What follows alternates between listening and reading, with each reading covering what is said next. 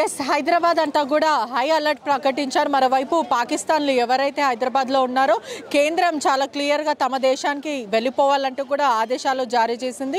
ఇప్పటికే ఏ రాష్ట్రాల్లో ప్రధానంగా చూసుకుంటే పాకిస్తాన్ పీపుల్ ఉన్నారో వాళ్ళందరినీ కూడా పంపించేయాలంటూ కూడా సెంట్రల్ చెప్పడం జరిగింది. మరోవైపు హైదరాబాద్లో కూడా పాకిస్తాన్ పౌరులు హైదరాబాద్లో ఉన్నారని కూడా పూర్తిగా తెలుస్తుంది. దాంట్లో ప్రధానంగా 208 మెంబర్స్ని మాత్రం తిరిగి వెళ్ళిపోవాలంటూ కూడా క్లియర్గా గుర్తించి మరి తిరిగి మీ దేశానికి మీరు వెళ్ళిపోవాలంటూ కూడా ఆదేశాలు జారీ చేశారు. ఇప్పటికే హైదరాబాద్ అంతా కూడా హై అలర్ట్ ఉంది. ఎవరు కూడా వెళ్ళిపోకుండా ఇక్కడనే ఉన్నా కూడా ఖచ్చితంగా వాళ్ళ మీద చర్యలు తీసుకుంటాము, తనిఖీలు చేస్తామంటూ కూడా క్లియర్గా తెలుస్తుంది. మరోవైపు రేవంత్ రెడ్డికి కూడా అమిత్ షా కాల్ చేసి ఇప్పటికే అన్ని స్టేట్ సీఎంలని కూడా అలర్ట్ చేశారని కూడా తెలుస్తుంది. ఒకవైపు మనం చూస్తుంటే కూడా 207 వజ్రాతో పాటు టాస్క్ ఫోర్స్ పోలీసులు ర్యాపిడ్ యాక్షన్ వెహికల్స్ అన్ని కూడా ప్రస్తుతం ఇక్కడనే ఉంది. హైదరాబాద్ అంతా కూడా హై అలర్ట్ ప్రకటించారు. పోలీసులు అందరూ కూడా అలర్ట్లో అయితే ప్రస్తుతం ఉన్నారు.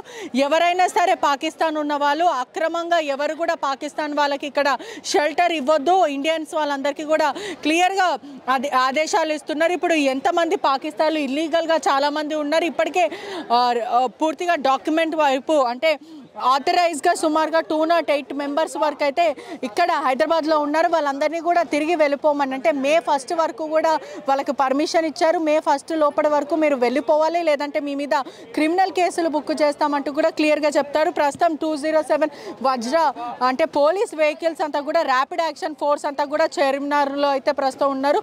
పోలీసులు అందరూ కూడా హై అలర్ట్ ఉన్నారు. ఒకవైపు చార్మినార్ గల్లీలు బొందులు అంతా కూడా పోలీసులు అయితే ఏర్పాటు చేశారు. ఒకవైపు ఇప్పటికే దేశం అంతా కూడా పలు కీలక ఆదేశాలు జారీ చేశారు.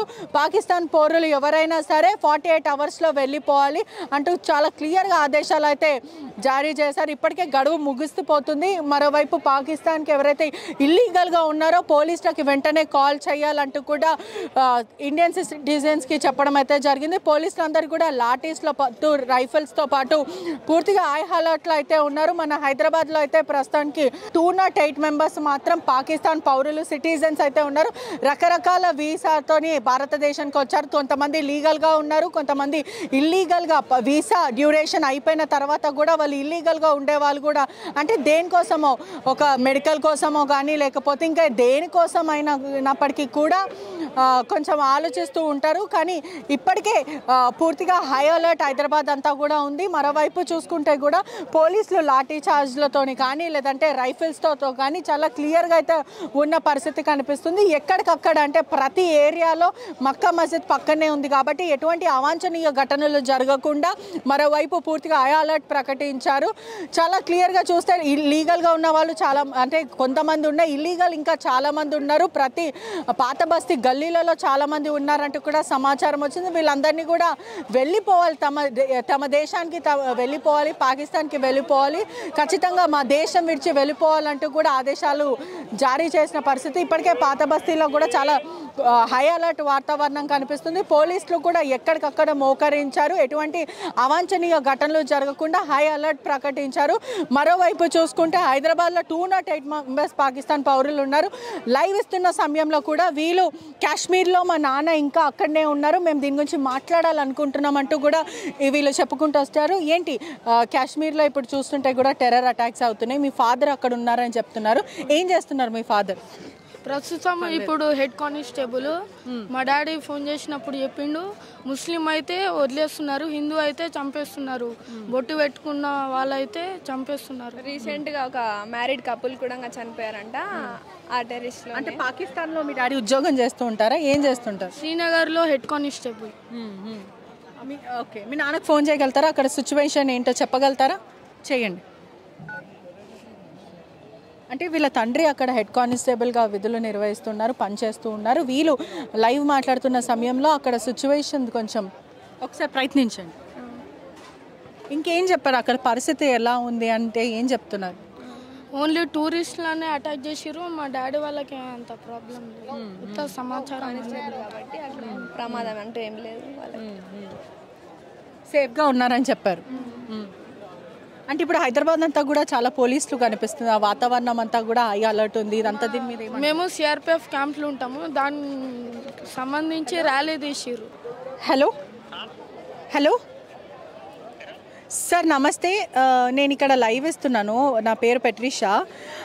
మీ బాబు ఏం చెప్పారు అంటే మా నాన్న కూడా ప్రస్తుతం అక్కడనే ఉన్నారు, అక్కడ ఘటన దగ్గరనే ఉన్నారు, మా నాన్న ప్రస్తుతం కాశ్మీర్లోనే ఉన్నారంటూ చెప్తున్నారు. అక్కడ సిచ్యువేషన్ ఎలా ఉంది? ఆపరేషన్ సర్చింగ్ నడుస్తుంది. చెప్పండి. అంటే టూరిస్ట్లనే ప్రధానంగా టార్గెట్ చేస్తున్నారు అంటే మొత్తం ఆల్ ఓవర్ కంట్రోల్లో ఉందా లేకపోతే పరిస్థితి ఎలా ఉంది?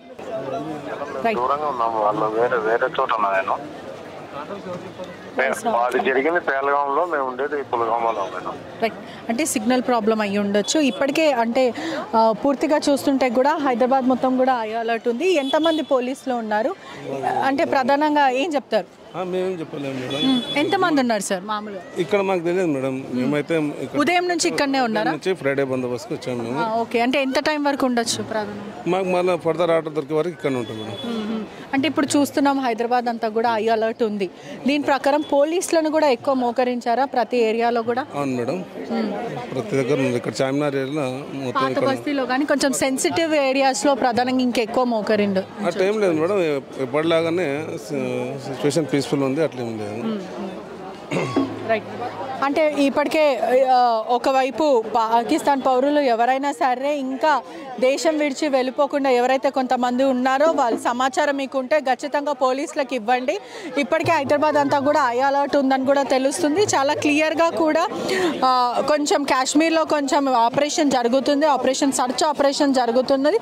మరోవైపు చాలా క్లియర్గా చూసుకుంటే కూడా ఆ పిల్లలు ఎవరైతే వాళ్ళ తండ్రి అక్కడ కానిస్టేబుల్గా పనిచేస్తూ ఉన్నారు కొంచెం రిలీజియన్స్ బేస్గా చూసుకొని మరి కాల్పులు చేస్తున్నారంటూ కూడా క్లియర్గా అయితే చెప్తున్న పరిస్థితి అవుతుంది. ఏదేమైనప్పటికీ కూడా ఎటువంటి అవాంఛనీయ ఘటనలు జరగకుండా ఏ గొడవలు జరిగినప్పటికీ కూడా వెంటనే చాలా క్లియర్గా వజ్ర కానీ మనకి ఇప్పుడు టాస్క్ ఫోర్స్ పోలీసులు, ర్యాపిడ్ యాక్షన్ పోలీసులు, సివిల్ పోలీసులు అందరూ కూడా పూర్తిగా రెడీగా అంటే ఏ ఘటన జరగకుండా ర్యాపిడ్ యాక్షన్లో దిగారని కూడా తెలుస్తుంది.